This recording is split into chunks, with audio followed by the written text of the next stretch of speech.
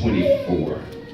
22 and verse number 24. We skip it 23. Verse 22 and verse number 24. When everyone have it, say, I got it. I got it. Amen. The Bible reads Matthew chapter 14, verses 22 and 24. And straightway Jesus constrained his disciples to get into a ship and to go before him unto the other side, while he sent the multitudes away. But the ship was now in the midst of the sea, tossed with waves, for the wind was contrary. Verse 24 again. But the ship, somebody say the ship. The ship was now in the midst of the sea, tossed with waves, for the wind was contrary. We like to take for a thought this morning, take for a subject, I'm in the middle of it. I'm in the middle of it. I'm in the middle of it. Let us pray. Father God, of it.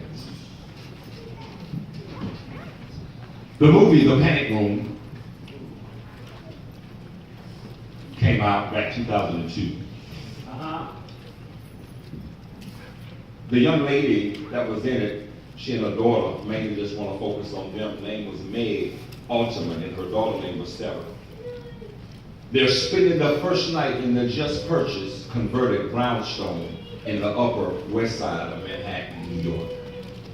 The conversion, which include a functioning elevator and secure panic room, were made by the now deceased former owner, a wealthy recluse whose family is now fighting over the whereabouts of his vast estate. What Meg does not know is that part of the estate, supposedly $3 million, is hidden in a safe in the floor of the panic room.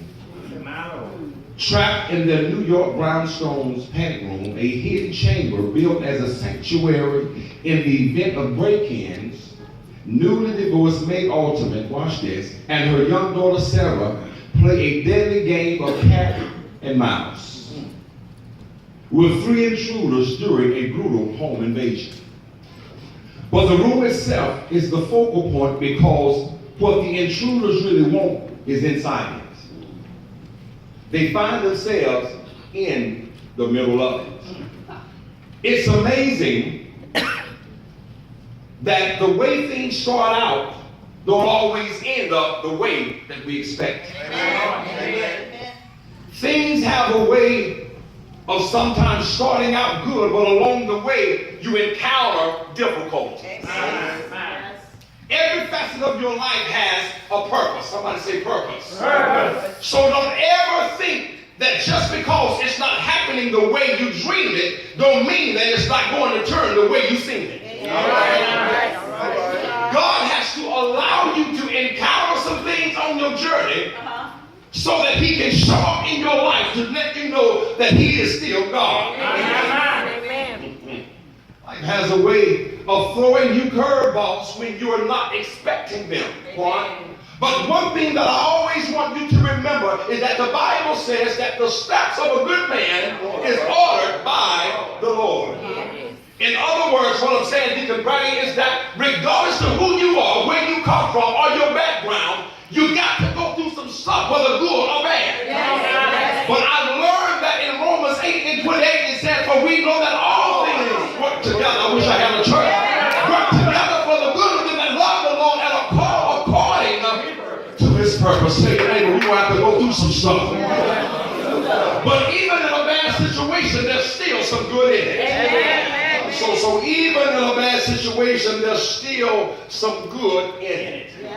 We never know, and I thank God for just being God, the omnipotent, the things in his mind. I thank God for just not sharing or giving us in advance the thing that we're going to have to encounter. Because if he did that, we'll mess ourselves up trying to worry about how we're going to overcome.